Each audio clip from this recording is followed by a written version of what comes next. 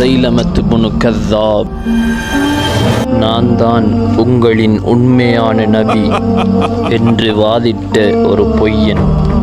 ஒரு நாள் அவன் நபி ஸல்லல்லாஹு அலைஹி வஸல்லம் அவர்களை கொல்வதற்கு யமன் பிரதேசத்திலிருந்து சுமாமா என்பவரை வரவழைக்கிறான். பல போர் பயிற்சிகளும் பணமூட்டையும் பரிசு மழையாய் அளிக்கப்பட்டு நபி அவர்களின் உயிரை பறித்து வர மதீனா நகரம் அனுப்பி வைக்கிறான்.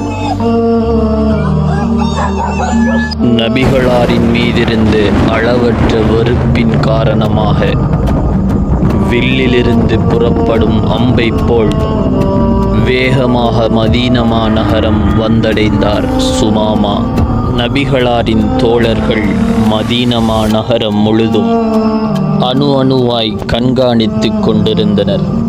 அவர்களை மீறி நபிகளாரை கொலை செய்வதற்கு சுமாமா முயன்ற பொழுதும் நபிகளாரின் படையினர் அவரை பிடித்து விட்டனர். சுமாமா கைது செய்யப்படுகிறார்.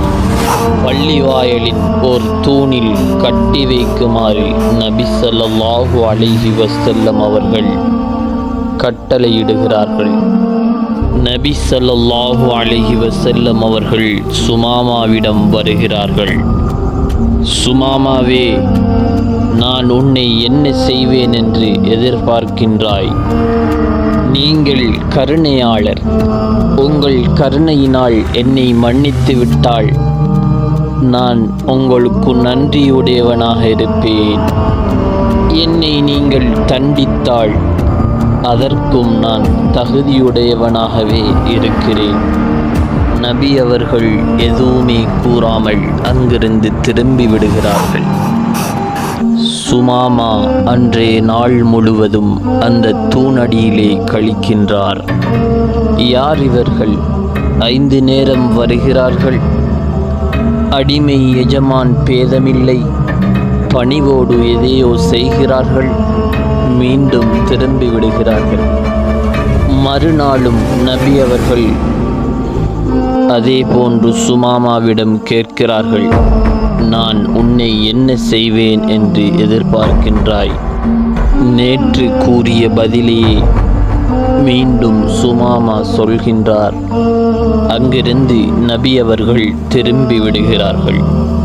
தான் முஸ்லிம்களின் தலைவரை கொல்ல வந்த ஒரு கொலகார கைதி. ஆனால் இவர்கள் எந்த அநியாயமும் எனக்கு ஈட்டவில்லை. நேரத்திற்கு உணவு வருகிறது. யாரை கொலை செய்ய வந்தேனோ அவர் கூட என்னோடு இரக்கமான முறையில் நடக்கின்றார். என்ன அழகான மார்க்கம் இது! அடுத்த நாள் விடுகின்றது.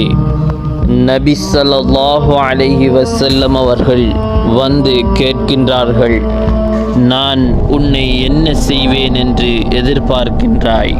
சுமாமாவும் வழக்கமான பதிலையே கூறுகின்றார், நீங்கள் கருணையாளர்.